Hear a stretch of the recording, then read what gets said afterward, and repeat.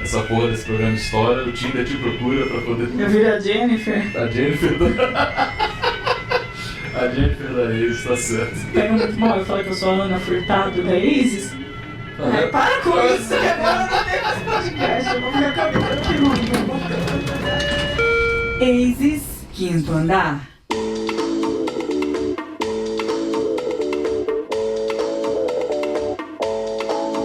Bom dia, boa tarde, boa noite, tudo bem com você? Meu nome é Denis Ferrari, eu sou o CEO da Isis Inovação. E esse é o Inovação com Y, seu podcast que fala de inovação de um jeito descomplicado, descontraído e com papo reto. Hoje eu estou aqui para poder falar sobre validação de projetos com as duas beldades da Isis, Mayra Belém e Flavinha Souza. E aí, Mar, como é que você tá? Beleza, muito bem. Muito joia, Denis. E você? Melhor agora que estou passando a tarde com vocês, a noite com vocês. E você, Flavinha, como você está? Estou ótima. Gostaria de ser convidada por ser convidada e não para substituir os outros que não podem participar, só isso. Flavinha, nossa Ana Furtado do Inovação com Y. Substituindo o Jaider, no caso. Ontem substituiu a Mayra. Mas... Sim, foi por uma causa nobre. É isso aí. No meu caso, foi uma causa nobre. Se foi. Uma causa nobre que hoje não... Ai, vamos lá. Vamos parar de fazer piada interna, galera.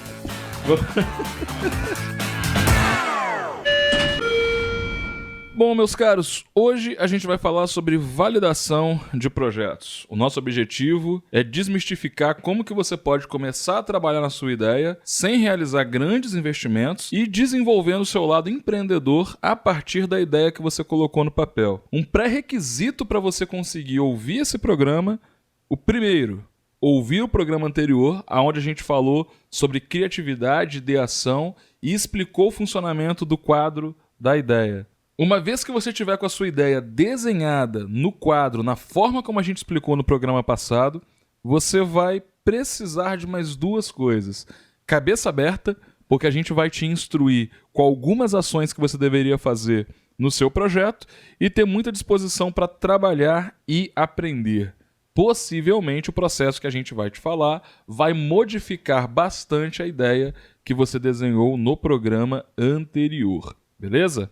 Vamos lá? Vamos lá. Tô pronta. Bora então. Primeiramente, vamos contextualizar o que é validação. Validação é o que separa o joio do trigo no fluxo de inovação.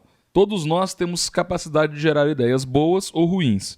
Para separar o joio do trigo, a gente desempenha uma série de ações em cima da ideia que comprovam se aquela ideia é uma necessidade real de mercado, se ela tem viabilidade técnica e se o mercado está disposto a pagar por ela, ok?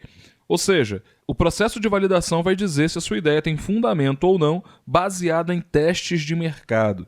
E aí a primeira coisa que você tem que entender é que a validação é um processo de aprendizado. À medida que você desempenha uma série de ações no processo, você vai tendo respostas do mercado que vão ajustando aquela ideia que você teve inicialmente. É uma chance muito alta de que a sua ideia termine o processo de validação completamente diferente, ok? Por se tratar de um processo de aprendizado, ele tem que ser o mais econômico possível. Você não valida um projeto investindo nele. Todo projeto tem que se provar inicialmente. Então, o objetivo é a gente conseguir gerar resultados iniciais com o menor custo possível, ok? Nosso objetivo aqui é descobrir se a sua ideia tem potencial, gastando o mínimo possível e aprendendo o máximo que a gente tiver que aprender no caminho. Não vai ser confortável, mas vai ser uma imersão empreendedora com você trabalhando na sua ideia. Sobre esse processo, duas dicas importantes do que a gente vai falar aqui. Primeira coisa, você não vai começar construindo nada. No quadro da ideia que a gente apresentou no programa anterior, você preencheu esse quadro da ideia contextualizando quais eram os problemas que você resolvia, como é que funcionava a sua solução, quais as formas de monetizar o seu projeto e quais os resultados que você esperava, ok? O que a gente vai fazer é conduzir um conjunto de ações que vão trabalhar com esses problemas, com as soluções e com o que você colocou no mercado da esquerda para a direita. Ou seja, a gente vai trabalhar uma coluna por vez com ações de campo. As ações que a gente vai colocar aqui como exemplo são um guia. Elas não vão se aplicar a todos os projetos, a gente vai colocar alguns exemplos aqui, mas o importante de você entender são os conceitos. A gente vai colocar alguns projetos de exemplo, algumas ações de exemplo, mas o importante de você entender é o conceito que a gente quer trabalhar em cada fase da validação. Então, com o quadro da ideia na mão, você vai olhar agora para a sua ideia e entender um conjunto de ações que você vai fazer na coluna do problema, na coluna da solução, na coluna do mercado. A validação aí acaba sendo um percurso que o empreendedor necessariamente precisa passar, né? Precisa caminhar sobre ele sem pular etapa. Eu acho que a validação é a percepção que você tem do quão necessário é aprender no caminho, e a gente observa muitas vezes que o empreendedor assim, tem uma certa ansiedade de saber aonde que aquilo vai dar, né? Ou então a gente tem que trabalhar com ele o suficiente para ele amenizar essa ansiedade, porque muitas vezes ele coloca recurso, desenvolve um aplicativo, por exemplo, um software, sem ao menos perguntar, né, conversar com as pessoas sobre aquela solução que ele está se propondo a fazer. E é muito interessante acompanhar, né, esse processo de descoberta, porque eles vêm para cá com a percepção de um problema real, mas muitas vezes isso é dele ou do universo pequeno. E quando ele começa a conversar efetivamente, fazer pesquisas mais aprofundadas, ele volta para cá quase decepcionado, assim. Nossa, mas eu esperava que a resposta fosse essa.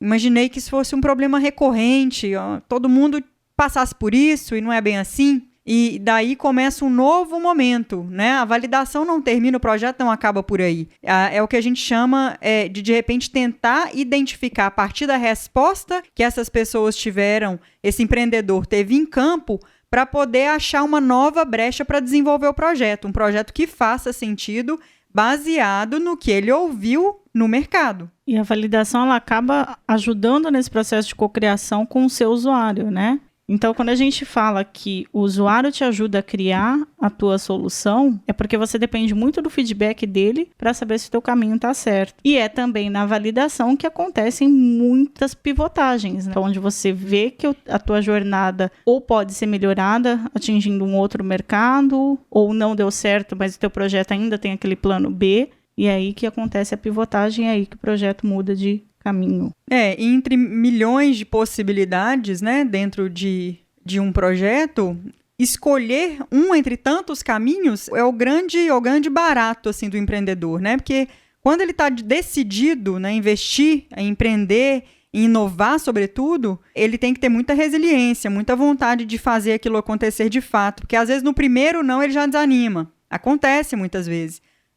Então isso não é um problema não, então, né, deixa a coisa desandar, não dá continuidade ao processo, né? E outros a gente já percebe que ele está realmente a fim de investir naquilo, tem aquilo como um propósito, então fica muito mais fácil ele assim, encontrar outros caminhos, outras possibilidades, outras bifurcações nesse processo. Tem uma máxima para poder falar de validação. Se você estiver apaixonado pela sua ideia, Satanás vai tentar muito você para você poder já desenvolver o aplicativo e não, seja o aplicativo, seja a tecnologia, acreditando que aquele negócio vai dar certo. Mas é importante entender que a gente só vê na capa do jornal as empresas que deram certo depois de alguns anos de trabalho, mas a gente não vê todos os projetos que deram errado. E muito projeto que dá errado é a gente gastando mais dinheiro do que devia em ideias que não foram validadas. Uma ideia ela pode parecer genial e ser um desastre, e uma ideia pode parecer um desastre e, na verdade, ser genial. Por a gente não ter bola de cristal, é que a gente não queima o processo. Então, vamos lá, vamos falar um pouco do processo agora. Com o seu quadro da ideia da mão, que tem as colunas de problema ou necessidade, soluções, mercado e resultados, A gente vai focar agora na primeira coluna, de problemas ou necessidades. Qual é o objetivo do seu trabalho? É aprender tudo o que você puder sobre os problemas. O seu objetivo com essa coluna é esse. Você tem que se tornar um especialista nos problemas que você quer resolver. As ações que a gente vai colocar aqui são alguns exemplos de como você pode atingir esse objetivo. Talvez você possa, no seu projeto especificamente, atingir esse objetivo com outras ações. A gente só vai colocar aqui alguns exemplos, ok? A primeira coisa que você deve entender: os problemas que você acha que são relevantes podem não ser relevantes para o seu cliente, tá? Então, a gente geralmente recomenda que você faça uma triangulação ou uma priorização dos problemas que você colocou no seu quadro. Então, para a gente dar um exemplo, imagina que você está desenvolvendo um aplicativo de autoatendimento para bar e restaurante. Esse é o exemplo que a gente mais utiliza aqui na ACES. E imagina que você quer resolver que você está muito chateado com o mau atendimento dos garçons, ok? Você foi a um bar, você foi muito mal atendido e você desenvolveu um aplicativo para conseguir fazer o pedido sem passar pelo garçom, beleza? Não é porque você teve um problema que todo mundo tem esse mesmo incômodo. E não é porque esse problema existe que ele de fato cause uma dor em todo mundo desse mercado. Então, se você quer saber se as pessoas estão realmente incomodadas com esse problema, você deve pescar isso sem perguntar diretamente. Então, um exemplo bacana que você pode fazer é chegar, por exemplo, no ambiente que esse problema ocorre, neste caso aqui um bar, e perguntar para as pessoas se tem alguma coisa que está incomodando as pessoas naquele momento. Se o mau atendimento aparecer organicamente na boca das pessoas, provavelmente esse é um problema relevante. Agora, pode ser que apareçam outros problemas tão relevantes quanto ou mais do que o problema que você elegeu. Tá? Algumas questões situacionais, outras questões estruturais. Se você perguntar num bar específico, por exemplo, em que a música está muito alta e as pessoas não estão conseguindo conversar, pode ser que isso esteja incomodando elas e seja o problema top of mind naquele momento. Perguntar em um bar só não vai te dar um espaço amostral legal. Ou seja, entenda, os problemas que você listou podem não ser os problemas mais relevantes de serem resolvidos. E você perguntar diretamente para a pessoa se ela tem aquele problema, ela vai te dar um sim ou não, mas na verdade o que realmente está incomodando ela seria captado através de uma pergunta aberta. O que está te incomodando aqui agora? O que você acha que poderia ser melhor? E a pessoa vai responder. Se ela não estiver incomodada com nada, ela não vai conseguir responder. Mas se tiver alguma coisa que realmente está causando uma dor, ela te fala. É muito importante você saber como perguntar, porque geralmente quando as pessoas fazem pesquisa, elas estão querendo confirmar o que elas acreditam e não aprender sobre o problema, né? E nesse momento, nessa fase de validação, ela funciona mesmo como um trabalho de campo. É uma pesquisa que você vai executar e que precisa ser feita com uma amostragem grande, né? Então, aqui a gente está falando de bar. Então, realmente, você precisa de vários bares em vários bairros diferentes, com vários públicos diferentes, porque a dor ela precisa ser evidenciada em todos os públicos daquele segmento, né? Agora, olha que bacana. Se você tiver que convencer alguém a trabalhar no seu projeto, o que você acha que vai convencer mais? Você falar que existe o problema ou você ter catalogado uma pesquisa com 200, 300 pessoas que disseram organicamente que sofrem daquele problema, né? A sua voz é a última voz que a gente está interessado no processo de validação. O empreendedor é o principal suspeito para poder falar do seu projeto. A voz dele não interessa. O que interessa é a voz dos clientes. Inclusive, teve um dia aí que eu estava ouvindo um podcast do Edgar Corona, que é o CEO da Smart Fit, né? Ele... Não tá querendo pagar de fit, né? Não, eu admirei o trabalho do cara. A Mayra acorda cedo, malha, volta pra casa, toma banho e depois vem trabalhar. O único lugar que a Mayra chega na hora, então, é na academia de manhã. Exatamente. Primeiro eu. Toma Tenho que estar inteira pra ficar aqui até mais 12 horas, a partir do momento que eu chego. Mas Pessoal- voltando ao pessoal CEO quer da empreender, Smart vai Fit, voltando ao CEO da Smart Fit, ele contou nesse podcast, não me lembro exatamente qual, toda a trajetória que ele fez para poder validar com as pessoas esse modelo inovador, né, de academias que estourou no Brasil inteiro e fora do Brasil também, né? Então, eles sentavam nos cafezinhos próximos às academias tradicionais para começar a ouvir o que as pessoas tinham para falar. Eu acho que antes disso ele teve academias no modelo tradicional. E aí ficou mais fácil ele pensar em alternativas, em possibilidades que reconstruísse, né, redirecionasse um modelo inovador. Então ele foi show. E ele mesmo sentava, assim, trocava ideia com a galera. Achei bem bacana, assim, o trabalho que ele teve, até que ele teve um insight, assim, né? Opa, consegui sacar o ponto, assim. Quanto mais o empreendedor ouvir o cliente, melhor, né? Inclusive, temos uma Smart Fit no quarteirão do lado, que podia muito bem fazer uma parceria conosco, né? Fazer um plano bacana para todos os nossos inovadores aqui da Isis. Uhum. Inovador mesmo seria comprar um pacote de queima de calorias por assinatura, sacou? Sem você precisar ir na Claro. academia. O que mais você quer? Estamos esperando aí. Uhum. O que mais que eu quero? Chocolate que emagrece.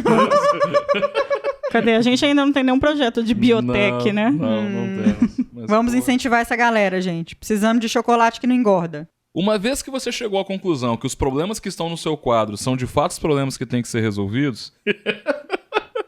Eu tenho que prestar muita atenção na frase que eu disse pra saber se eu quero corrigir a minha cabeça. Tenho uma ideia.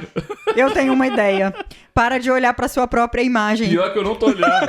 Eu não tô olhando. Tá sim, eu não tô Denis. olhando. Ele dá aquele olhadinho, Renato, tipo, como por estou? favor, Como Renato, estou? valoriza quando a gente fala que ele fica se olhando no vidro, porque ele fica. Deixa as verdade. pessoas saberem disso. Meu Deus Todo-Poderoso, como eu sou bonito. Sim, mais do que qualquer outra coisa na Terra. Nada é mais bonito que eu. É verdade. Ele não se olha pra desconcentra. gente. O narcisismo é tanto. Ele não olha pra gente, ele faz a conversa olhando pro reflexo Para si dele. mesmo. Valoriza isso.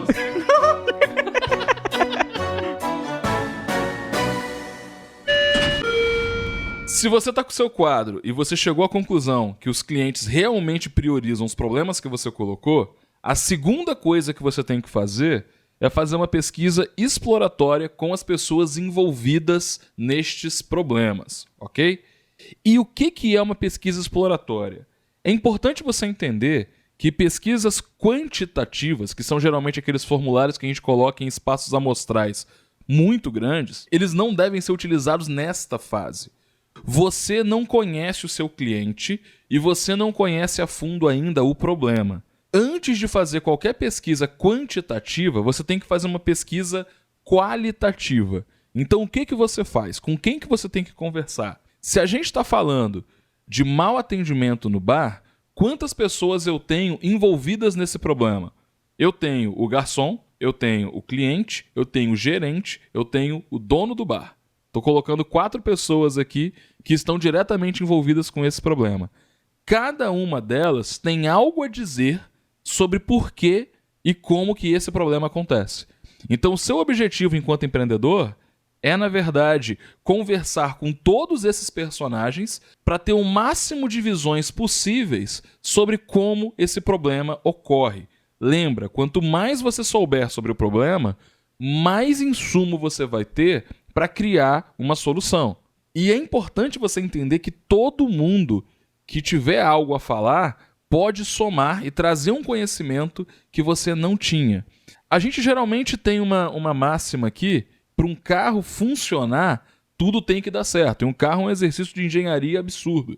Mas para um carro não funcionar, basta a porcaria de um pneu furado. Projetos dão errado com base naquilo que a gente não sabe, nas zonas de incertezas. Então, quanto mais você se aprofundar nos problemas, menos incertezas você terá no seu projeto. Você vai conseguir remover todas as incertezas? Não. Mas esse trabalho que eu estou falando é um trabalho que você pode fazer sem desenvolver nada, mas para ter insumo, para ter informação do que você tem que desenvolver. Ou seja, conversar com todas as pessoas envolvidas no seu problema. E ficam aqui dicas preciosas para isso ser o mais assertivo possível. Primeiro, as formulações das perguntas sem indução. Como a gente já falou, perguntas abertas. Segundo, se você tiver a possibilidade de ir com outra pessoa para te auxiliar na entrevista, perfeito. Se você não puder, peça para gravar a entrevista. Porque com 2 pessoas, alguém anota as respostas enquanto você está concentrado na pessoa que está conversando com você. Se não, você gravando, você está concentrado também. Por quê? Você precisa ter um contato visual. Você precisa mostrar para essa pessoa que você está interessado no que ela está falando. E não que ela é só mais um número que você vai jogar depois na tua pesquisa. E na hora de formular essas questões, pense em 4 eixos principais. Primeiro, criar conexão. Quando a gente fala de criar conexão, é querer saber da vida da pessoa, né? São aquelas perguntas mais pessoais, mas mais próximo para gerar um conforto entre a pessoa que está falando com você e você. Uma empatia, né? Exatamente. Uma troca. Uma troca. Para ela se sentir à vontade de falar o que ela realmente pensa. Essa etapa é quase como se fosse de um jornalista investigativo, né? Mais ou menos por aí. Depois, você entra nas perguntas específicas e conforme a pessoa for respondendo, você vai inserindo aí, vai tentando puxar dela histórias, contextualizações daquele momento que ela te citou. Por exemplo, eu acho que o atendimento é lento, o atendimento do bar é lento. Aí você puxa. Você consegue me contar algum momento que você teve um atendimento lento e que te deixou incomodado? E por último, você pega as emoções, o que essa pessoa sentiu com aquela história que ela te contou e como você sentiu nesse momento. Então você tem que pensar na conexão, no foco, né, nas perguntas com foco, nas histórias e nas emoções. Tudo isso tem elementos que a gente consegue traduzir muito bem novas percepções, né? Que às vezes não está nem na fala em si, mas na manifestação do corpo, né? A pessoa enruga a testa, franze a testa. A linguagem corporal Exato. Também é uma forma de fazer leitura, né? A pessoa às vezes fica incomodada, não quer, às vezes não está afim de falar sobre aquilo, dá para perceber, né? E a gente tem que buscar outros caminhos para tentar ganhar a pessoa, né? Para ficar à vontade, dependendo do que você abordar. É por isso que a pesquisa presencial é muito mais significativa do que uma pesquisa, um questionário online. Eu tenho as minhas dúvidas, né? Se a gente recebe aí em grupos de WhatsApp um monte de pesquisa aleatória com formulários prontos para identificar, é uma possibilidade? Mas quão rico é o face a face, né? Isso jamais vai se perder. Geralmente essas ferramentas auxiliam muito quando você já sabe o que perguntar, o que você está querendo medir, né? Mas são essas pesquisas face a face que te instrumentalizam para poder montar uma pesquisa quantitativa legal. E tem uma outra coisa que nessa etapa é muito importante. A gente geralmente monta pesquisas aqui entre 5, 7 perguntas para cada um desses personagens, mas tem uma coisa que é muito relevante da gente entender que a gente perde com o tempo, que é perguntar por quê, né? Então, assim, a pessoa está te dando uma resposta, mas é muito importante você sempre tentar cavar a motivação por trás daquele sentimento, a motivação por trás daquela ação. Geralmente, quando você pergunta um porquê, 2 porquês, você vai chegando na raiz daquele insight, daquela ideia que a pessoa está te dando. É lógico, a gente desenha a pesquisa, é uma pesquisa que dá um certo trabalho de você fazer, mas mais trabalho do que isso dá você trabalhar 1 ano no projeto errado, né? Muitas vezes nessa pesquisa a gente já consegue trazer informações muito relevantes do projeto, inclusive para decidir se o projeto deve continuar ou não com base naquilo que a gente está ouvindo, né? A outra coisa que é muito importante da gente entender é que a gente tem que aprender também observando o comportamento das pessoas. Na verdade absoluta é o seguinte: o que as pessoas dizem e o que as pessoas fazem podem ser 2 coisas diferentes. Não por mentira, não por maldade. Nem todo comportamento da gente é consciente.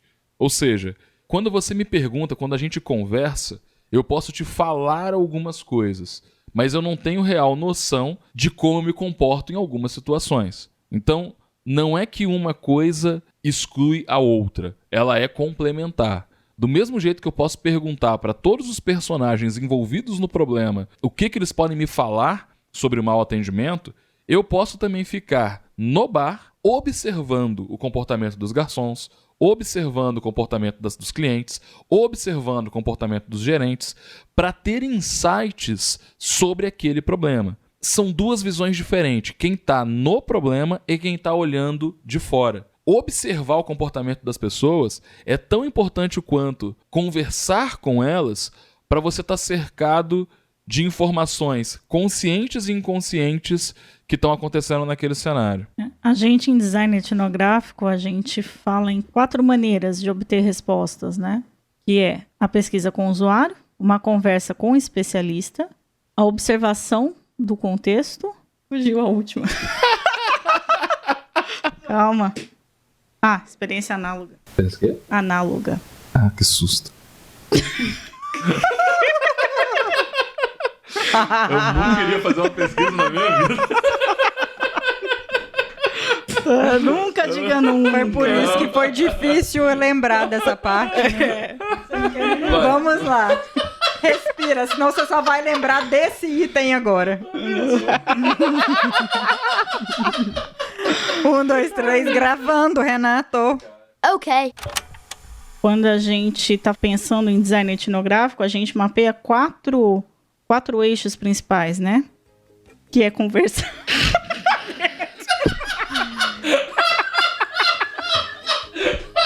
Fica quieto, Denis.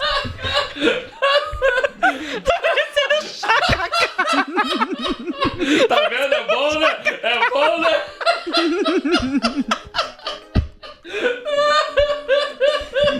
Gente do céu. Ontem ele foi falar não sei o que, chamada, não sei o que. Aí ele foi falar assim, chacacá. Já o quê? Chacacá. Ele ia falar chamada, ele falou chacacá. Pra quê?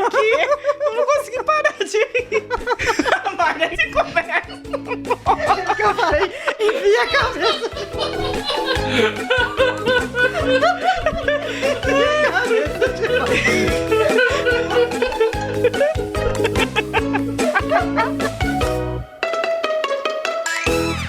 Então, como você falou, né, a importância de observar o ambiente, em design etnográfico a gente pensa em 4 eixos. Conversar com as pessoas, né, conversar com o usuário, observar o ambiente, né, observar o contexto que ele está inserido, conversar com especialistas e, por último, experiência análoga. Né? O que é uma experiência análoga? Se você está desenvolvendo 99, você observa como o Uber funciona, o que o Uber já fez até o momento. Aleluia! Mas, Flavia, aproveitando aí as experiências análogas, o que é etnografia? A etnografia é quando a gente estuda as pessoas, é o estudo das pessoas, né? A gente estuda o comportamento, a gente estuda a vida, a gente estuda os costumes, a gente estuda toda a parte demográfica. Então, o design etnográfico, ele entra justamente para ajudar a gente a conseguir conversar melhor com as pessoas para ter as respostas que a gente precisa para o nosso projeto. Ele ensina a gente a desenvolver pesquisas. Então, revisando as ações que a gente está indicando para você realizar na coluna do problema. Faça uma triangulação e uma priorização dos problemas junto aos clientes. O que está incomodando de fato seus clientes são os problemas que você colocou no quadro. Conversa com eles de maneira inicial para entender se é isso que está no que a gente chama top of mind, né? Segunda coisa, conversa com todos os envolvidos no problema. Aprenda o máximo que você puder com a experiência dos outros sobre aquele problema. E a terceira coisa, aprenda com o comportamento dos envolvidos. Observa o problema acontecendo para você poder também ter informações adicionais. Se você fizer essas 3 coisas, você vai construir autoridade no cenário que você está se propondo a resolver, ok? E aí, geralmente quando a gente vê aquelas pessoas fazendo pitches e gaguejando, geralmente é por falta de autoridade no processo. Se você realmente estudar o ambiente que você está se propondo a resolver, você vai se tornar um especialista naquele problema, beleza? E o melhor, você vai conseguir provar tudo que você está falando, porque o cliente assinou embaixo de tudo que você está colocando de raiz do seu projeto. Uma vez que os problemas ou as necessidades são o início do quadro da ideia. Se ainda fizer sentido para você continuar com o projeto depois de tudo que você ouviu, se os problemas eles são relevantes, se você entendeu de fato que aquilo merece ser solucionado, você vai passar para um segundo conjunto de ações, agora trabalhando com a solução que você desenhou na segunda coluna no quadro da ideia, ok? Qual é o objetivo da segunda coluna? É testar se a sua solução funciona, ok? E qual é o conceito principal do teste? É você simular até você construir. Você não começa construindo.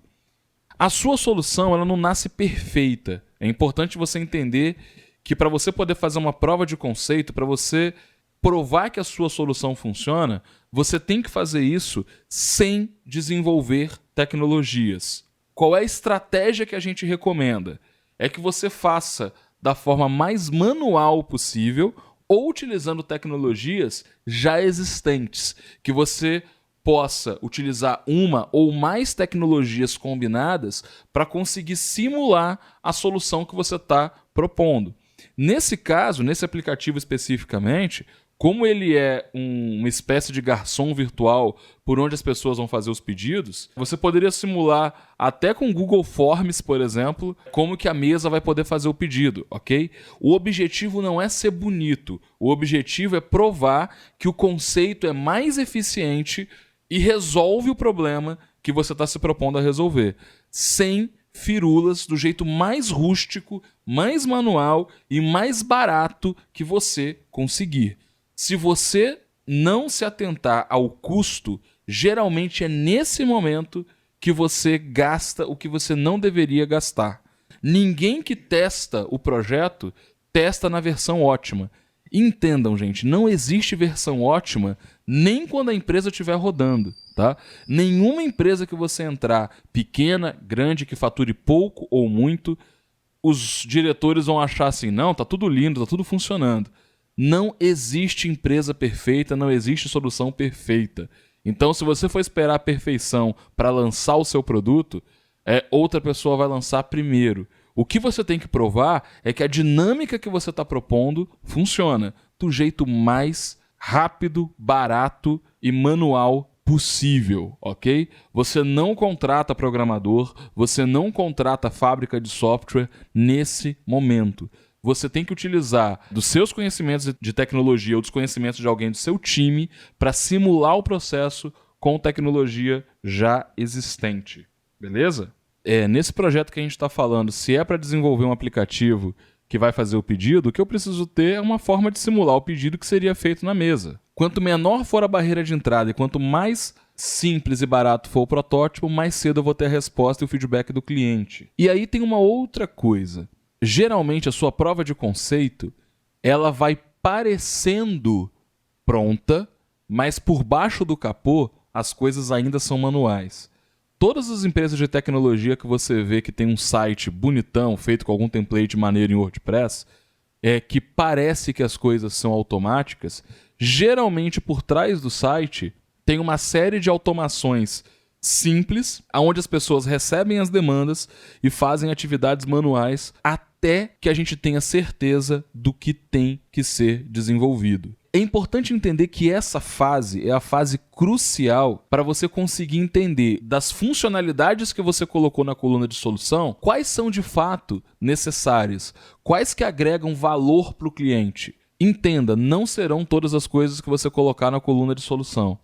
Segunda coisa, se você desenvolver algo errado, algo que não é necessário, geralmente é isso que torna o processo muito mais caro e a sua solução mais complexa. Você tem que ser muito criterioso no que você coloca na sua prova de conceito e no que você considera que é necessário para o desenvolvimento, para o lançamento do teu projeto. A prova de conceito tem que rodar com a menor quantidade de features possíveis. Então você não vai colocar funcionalidades, você não vai colocar aspectos na sua solução que não agregue valor para o cliente e que não esteja de fato solucionando ou ajudando a solucionar um problema da coluna anterior do seu quadro da ideia. Simule o seu projeto até que você de fato tenha que construir. você constrói as coisas no último momento responsável. O objetivo dessa fase é descobrir se a sua solução funciona e se aquilo que você colocou ali, de fato, todas aquelas funcionalidades são necessárias. Isso vai ser o insumo para o que o seu desenvolvedor, para que a empresa que você for contratar, vai desenvolver depois o seu projeto. E conforme você for mapeando, você vai colocando essas funções aos poucos, mas isso vai entrar no próximo episódio que a gente fala de sprint, fala de squads. Exato. Bom, para dar um exemplo legal do que é simulação, um aplicativo que ficou muito famoso foi o EasyTaxi, que foi um dos primeiros aplicativos de mobilidade. E o MVP dele era um Google Forms onde a pessoa solicitava a corrida, chegava um e-mail na conta do empreendedor, que basicamente ligava para o ponto de táxi mais perto de onde estava o passageiro, e o taxista ia pegar o passageiro aonde ele tinha colocado o endereço. Ou seja, é nesse nível de prototipação que a gente está falando. É alguma coisa que não vai ser confortável de usar, mas prova o conceito que a gente está defendendo. É só de posse desse conceito provado e com base no comportamento do usuário que a gente escolhe desenvolver a solução. Com essa informação em mão, você tem que entender se o usuário pagaria por aquela solução. E aí a gente passa para a terceira coluna do quadro da ideia. Não é necessariamente quem usa a sua solução que vai pagar por ela. Nesse aplicativo, por exemplo, que a gente está dando como exemplo aqui no programa, de um aplicativo para bar, possivelmente é o dono do bar que pagaria alguma coisa por essa solução. O que você tem que entender? Que o único jeito de provar se alguém pagaria pela solução é vendendo e com o dinheiro no bolso. Você perguntar se a pessoa compraria a sua solução, ela provavelmente vai dizer que compraria, mas na real, você só tem a prova cabal quando a pessoa bota a mão no bolso e prioriza a sua solução em detrimento de outras coisas que ela tem que fazer. Tem aquela máxima, né? Eu só sei se uma piada é engraçada. Aliás, eu já fiz esse comentário ontem, né? E eu já te falei que as suas piadas não são engraçadas. E eu já te falei que eu achei ofensivo você fazer esse comentário. Tem razão. Nessa fase da validação é onde a gente descobre, na verdade, a armadura emocional que os empreendedores têm. Por quê? Porque você vai tomar muito não. Tão simples quanto isso. Geralmente, você vai precisar achar alguns early adopters, alguns clientes que entendam o momento que você está na empresa, mas que acreditem em você e aceitem remunerar o serviço, que ainda tem muita coisa a se provar. Nesse processo, você vai entender que, as pessoas podem achar seu projeto legal, mas não ter disposição para pagar o que você está pedindo, ok? O comercial é uma das coisas que mais treina o empreendedor a ter resiliência. Ninguém consegue uma venda de primeira. E se conseguir, é cagada. Venda é um processo estatístico. Você vai conseguir falar com tantas pessoas, vai conseguir colocar tantas propostas e você vai ter tantos fechamentos. Não é 1 para 1. Você sempre vai ter uma estatística. A cada 10 pessoas que eu falo, eu consigo reunião com 8, consigo apresentar proposta para 6 e consigo fechar 3. Você sempre vai ter um processo estatístico. Entendendo isso, o não faz parte do processo de construção.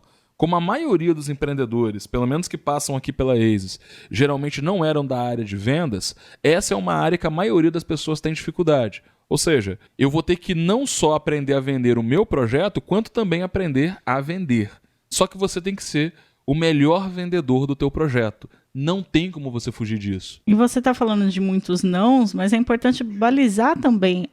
Alguns não são importantes, porque se você tem muito sim, significa que possivelmente alguém já está fazendo isso em algum lugar. O processo de aprendizado precisa do não para confirmar o aprendizado, né?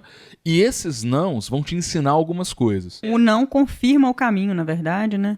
E a gente acompanha muito de perto, assim, toda essa expectativa, até para poder, até que consegue os primeiros contatos, até que faz constrói um relacionamento, até que identifica o caminho que esse comercial vai seguir, como que vai começar essa conversa. Tudo isso faz parte dessas primeiras ansiedades do comercial, né? De quem está construindo o seu comercial e precisa de fato fazer ele acontecer, né? Até que você feche o primeiro contrato, né? Não desista até que você feche o primeiro contrato, não é isso, Denis? É isso aí, Mayra. É isso aí, Mayra. O disruptivo, ele é estranho, né? Ele tende a ser estranho. Então, o estranhamento, ele gera os nãos. E é importante, o que a gente está falando de venda é venda 1 a 1. Não é você fazer um site, não é você fazer venda à distância. É venda corpo a corpo. Não interessa qual é o seu modelo de negócio. Você tem que aprender a vender o teu projeto. Mesmo que essa não seja a estratégia final do teu projeto. Por quê? É porque no corpo a corpo você vai entender quais são as dúvidas que a pessoa vai ter, quais são os contra-argumentos que a pessoa vai ter, se você está explicando do jeito correto, se aquilo faz sentido para ela ou não, quais são as objeções que ela vai ter com relação à sua solução. Tudo isso você descobre no corpo a corpo. E muitas vezes é o comercial que muda a solução.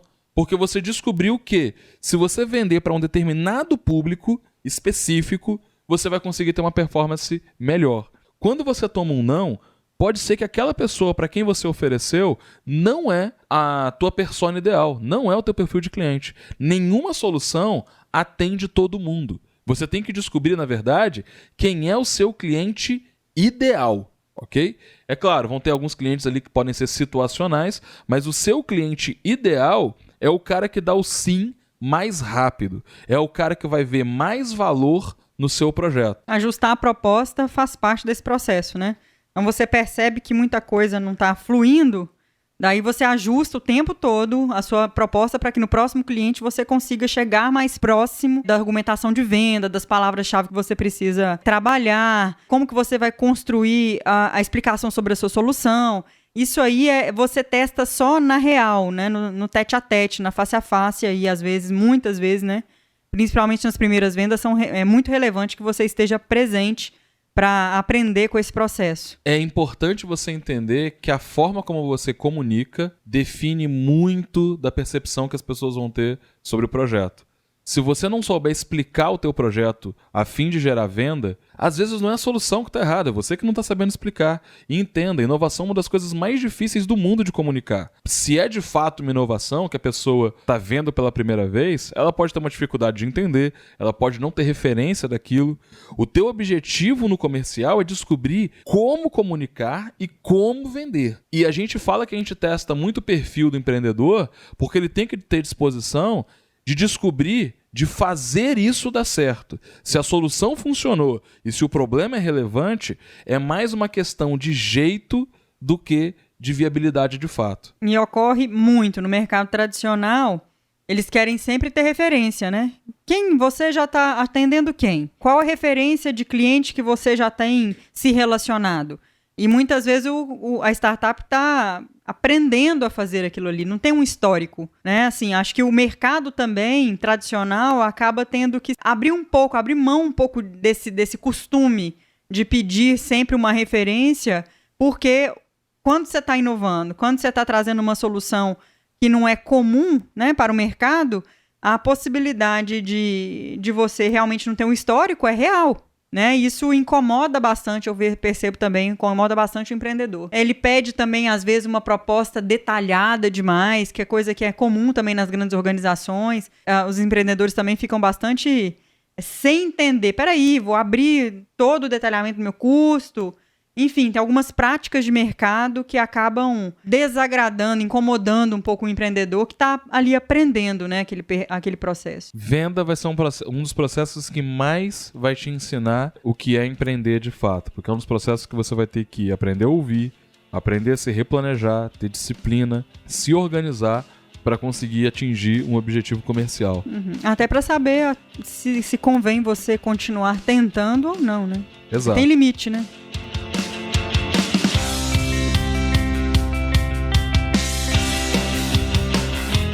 Depois que você conseguiu algumas vendas, o importante de você entender é você entender que a sua comunicação ela está efetiva, que a sua comunicação, que a sua argumentação e que o público que você está indo atrás, ele está entendendo bem e você está tendo uma boa taxa de sucesso, ok?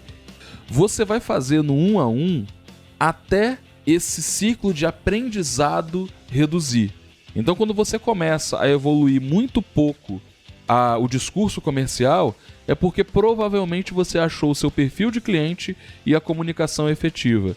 Aí você vai ter que aprender a forjar oportunidades à distância. Ou seja, se eu já sei falar no 1 a 1, é nesse momento que eu começo a dar alguma visibilidade para o projeto através de uma publicidade maior. Então, o que eu vou fazer num site? E eu não estou falando num site completo, estou fazendo uma landing page que fale do teu projeto, que venda o teu projeto, né? O que eu vou colocar no site? Eu posso fazer alguma estratégia de evento, de publicidade, de anúncio, a fim de conseguir tornar o meu processo comercial mais inteligente? Aonde que aquele perfil de cliente que eu descobri que é o meu cliente ideal, aonde que ele está? Quem vende para ele hoje? Aonde ele se reúne? Ele se reúne em algum sindicato? Ele se reúne em alguma associação? Ele compra algum outro tipo de serviço? Aonde que esse cara frequenta? Você vai começar a criar estratégias de forjar oportunidades para sua empresa. Porque no final das contas, essa venda 1 a 1 qualificada, uma vez que você sabe fazer, ela precisa ser abastecida de leads agora. E como é que você gera as suas oportunidades comerciais? Você vai ter que descobrir isso também. Isso é uma coisa que a sua empresa vai desenvolver ao longo de todo o tempo. Mas é importante você ter um conjunto de estratégias iniciais ali que possam gerar oportunidades qualificadas para o seu projeto. E a terceira coisa que a gente costuma falar na coluna de mercado é o famigerado pitch, né? Você tem que ser capaz de fazer um bom pitch do seu projeto. Mayra, você pode explicar o que é pitch para quem está ouvindo? Pitch é uma comunicação objetiva e simplificada. E aqui na ACES a gente costuma usar o próprio quadro da ideia para poder construir essa parte principal da sua comunicação verbal. E aí a chance de você se preparar de uma forma inteligente, né, o seu discurso, o seu alinhamento sobre o que você quer explicar para as pessoas, passa muito pelo que você resolve, que mercado você quer atuar, que necessidade as pessoas indicaram que elas têm e qual o resultado que a sua solução oferece. A partir daí você constrói isso de uma forma bem objetiva e não perca a oportunidade nunca de falar isso para todas as pessoas que você puder. Colegas, familiares, amigos de trabalho, seus parceiros, as pessoas que você encontra no supermercado, no elevador, no ponto de ônibus, no Uber. Faça isso sempre que você puder.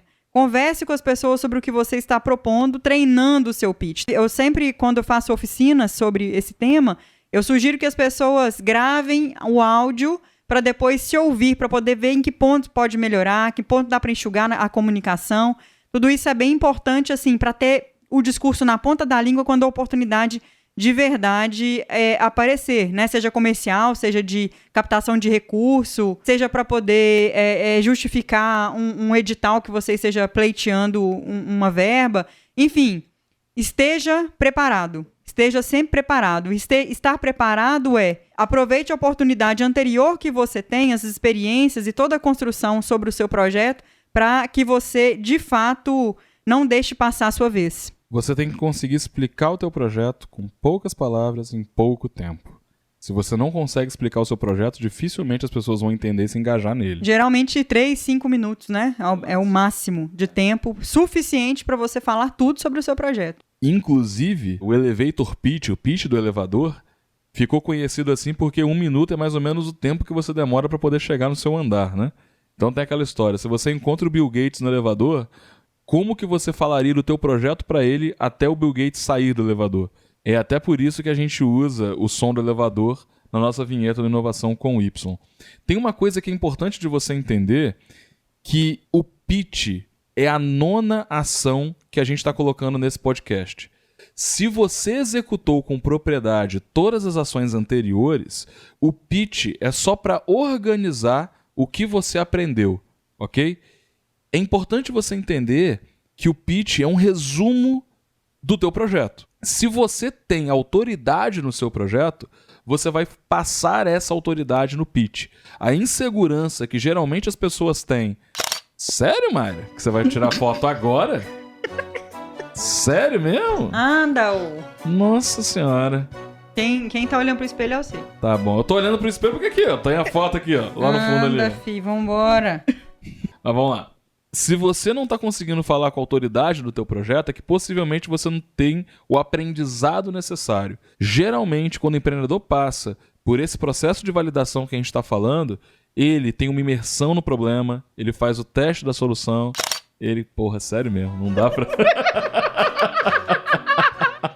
Ela tá fazendo cara de boca. Caralho! O Jaider pode, né? Anda, Denis. Cuida aí,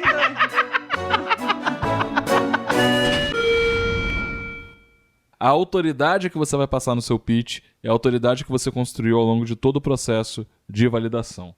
A coluna de resultados, ela é uma coluna onde você vai registrar todos os resultados que você confirmou, que você havia planejado no seu quadro da ideia, e resultados indiretos que você obteve. Resultados indiretos são aqueles feedbacks e aqueles impactos que a gente causa que a gente só vai descobrir depois que a gente começa a rodar. Como é que você vai mensurar resultados desse projeto? Ao longo de todas as ações que a gente executou em cada uma das colunas, você vai conseguir os números principais que vão comprovar se a sua solução é eficaz ou não, se ela vende ou não, se ela resolve ou não o problema. O ideal agora é você conseguir montar uma micro-operação utilizando o público que você descobriu com a solução que você construiu, resolvendo aquele problema que se fixou na primeira coluna. O que é uma micro-operação?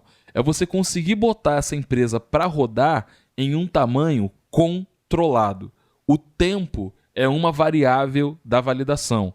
Se você faz um teste pontual, não é a mesma coisa do que você fazer um teste no tempo. O que a gente precisa entender é, o cliente que viu o valor naquele momento, ele vai continuar vendo o valor daqui a um mês? Ele vai continuar vendo o valor daqui a 2 meses?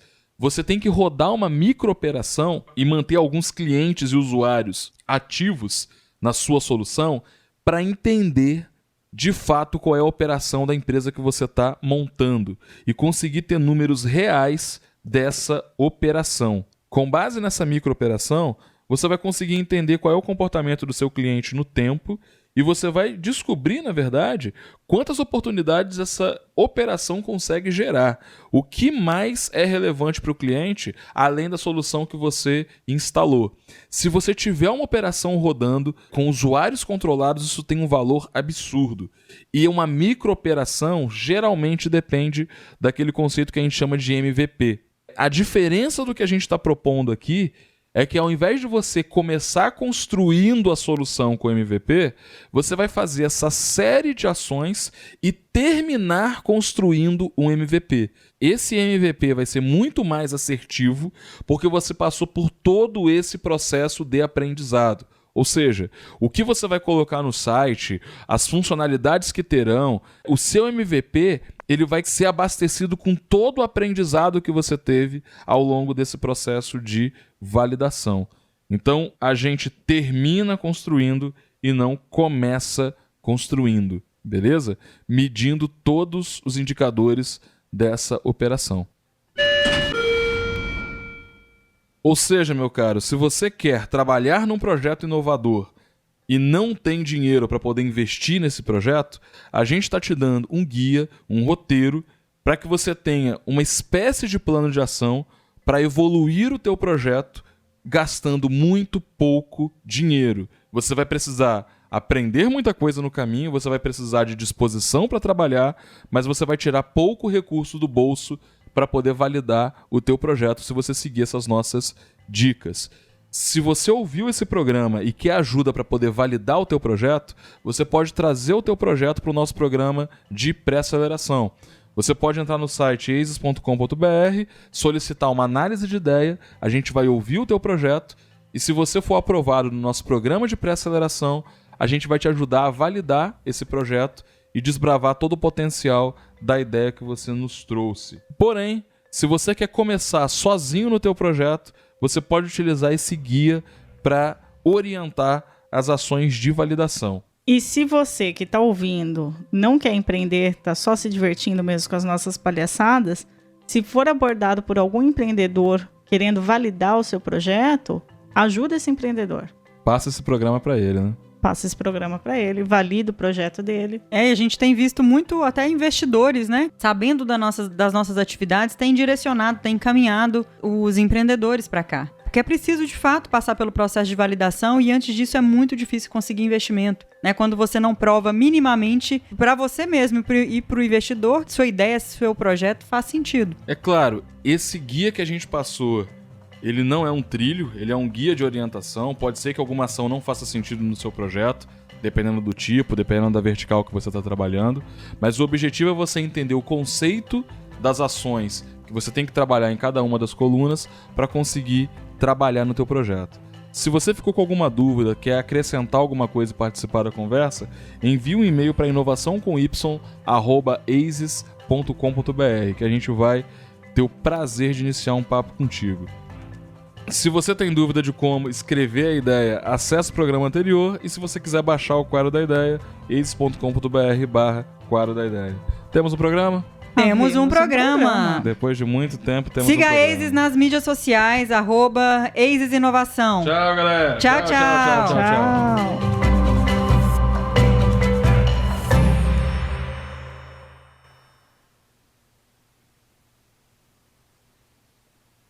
Vai, serão agora. Serão, vamos lá. Sentindo dessa fala. Anda, gente! Não olha pra mim, olha pro lado de lá até eu terminar essa fala, fica por quieta favor. aí, enfia a cabeça debaixo da mesa. Mas aí se conversa. O que eu falei? Enfia a cabeça.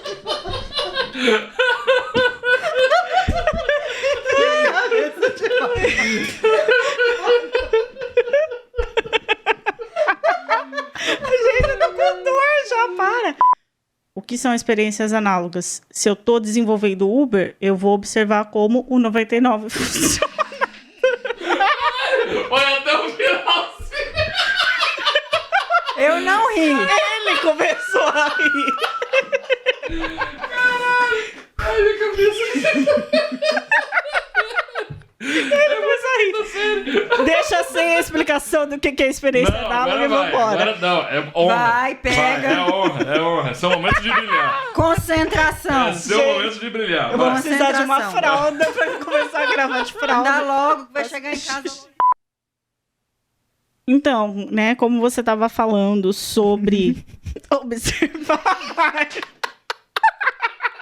Acabou o podcast. Gente, tchau. A Mara tá mijando.